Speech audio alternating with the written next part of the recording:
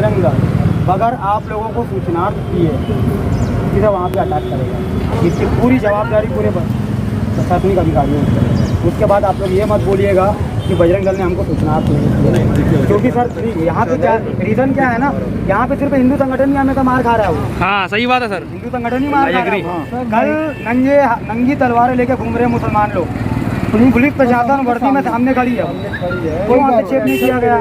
यहाँ एक बार थप्पड़ मार दी महिला तो 4 दिन पहले हमारी कार्यकर्ता ने अधिकारी पादरी को सिर्फ थप्पड़ बस मारी है, सिर्फ थप्पड़, वो भी कुछ ना कुछ वहाँ पे रीजन था वो। उस पर क्या हुआ, 2 पुलिस वालों को लाइन अटैच किया गया, थाना प्रभारी को कारण बताओ नोटिस जारी किया गया, हमारे जो कार्यकर्ता है उस पर FIR किया गया। तो सर ये हमारे साथ में ऐसा इस टाइप की हरकतें क्यों हो जा रही है, मुझे ये समझ में नहीं आ रहा। जहाँ कार्रवाई आपको करना वहाँ कार्रवाई करो ना, फिर बाद में बोलते हैं बजरंग दल ने उड़दंग किया, बजरंग दल ने उड़दंग किया। अरे भाई आप लोग मौका ही मत दो ना।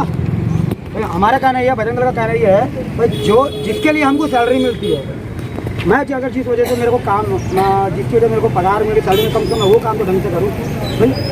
मेरे को ये समझ में नहीं आ रहा, कई सारे ऐसे IPS ऑफिसर सर, इवन आपकी भी बात कर रहा हूँ, बहुत लोग यहाँ पे दबाव में काम कर रहे हैं भाई, ऊपर से हमको आदेश नहीं है, ऊपर से हमको ये किया जाए, ऊपर से हमको ये किया जाए। आप तो सर काम करो अपना काम।